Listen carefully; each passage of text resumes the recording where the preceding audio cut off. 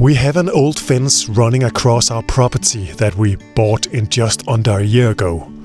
This fence has served as a divide between the kitchen garden and the rest of the garden. Unfortunately, the garden has been abandoned for at least a couple of decades, and everything is really overgrown and, well, a mess, to be honest. And this fence doesn't really serve a purpose anymore. So today I'm going to take it down so we can start to clean everything up one step at a time.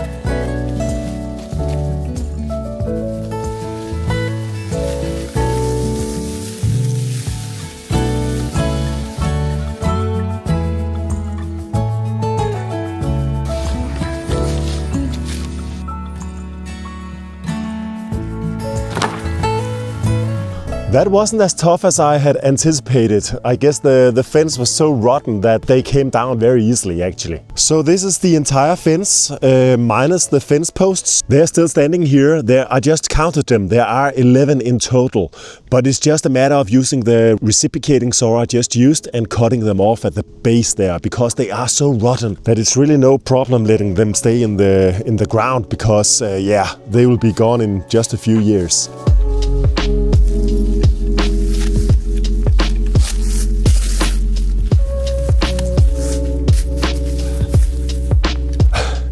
I don't know if they have fastened it somehow in the ground. I don't think they've used concrete because, yeah, I don't think they used that when this post was put in the ground. But maybe there's some kind of cross beam down there.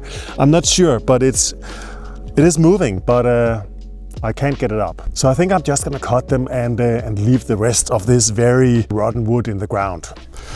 And these are just here on the edge, but have a look at these down here. Because these ones are somewhat older and are almost tipped over. So actually, this one I'm just able to sort of pick up and remove like that.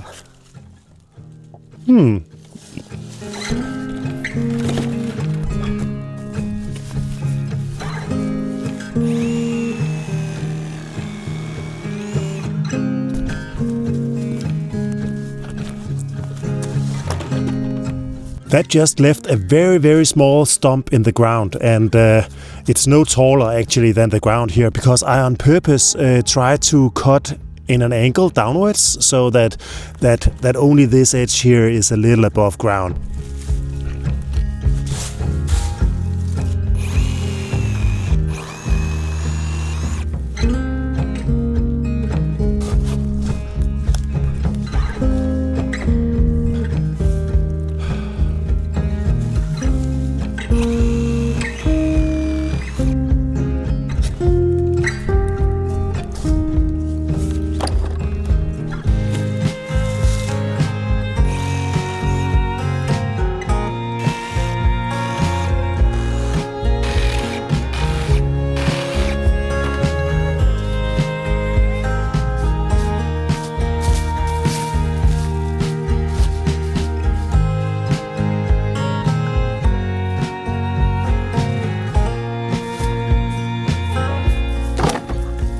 So that was all 11 fence posts taken down. And it has really made quite a difference. I think that the garden is now completely opened up. There's not this hard divide right here.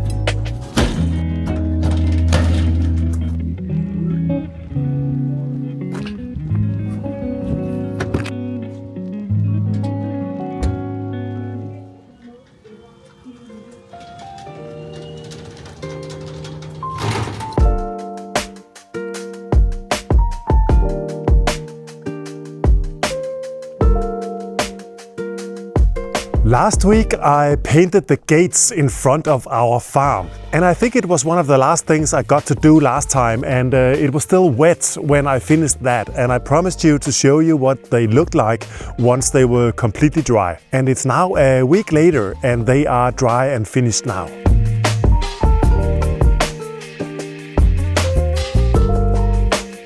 And even though the wood is very rotten some places, I still think this was time well spent, because it took a very short amount of time, and I think they look a lot more appetizing now. And it really made a big difference, I think, in the general look here out from the street.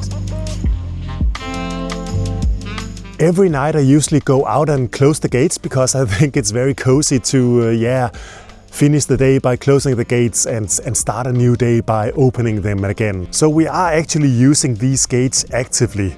I think the family that used to live here for many years didn't really use these gates. They were always open, and that's also probably why they're in such a poor condition, because they have seen rain and all kinds of weather for probably many decades. And as I think I mentioned last time when I painted these gates, this dog gate that we have here to open and close to keep Phoebe inside is actually one that we found in this stable in here last winter when when we cleaned everything out. And it is meant to be here because it fits perfectly on the hinges and everything. But now that these gates are very nicely painted, I think this gate suddenly stands out. So while I'm out here, why not paint that as well?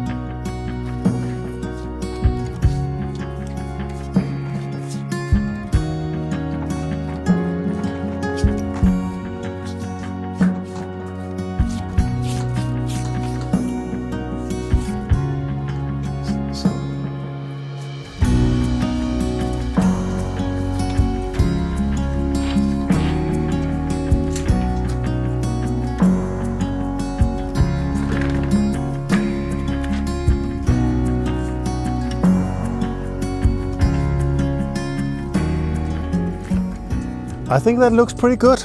Yeah, it looks more original, like it's supposed to be here, I think. So yeah, pretty happy about that.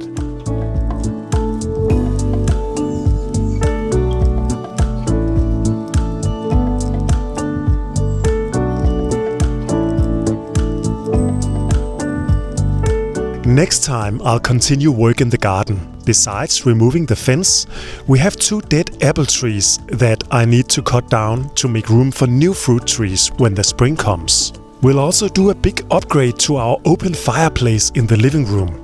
If you're not already subscribed, be sure to do so and follow us while we try to renovate this old farm and tackle all the small and larger tasks in that process. See you next week.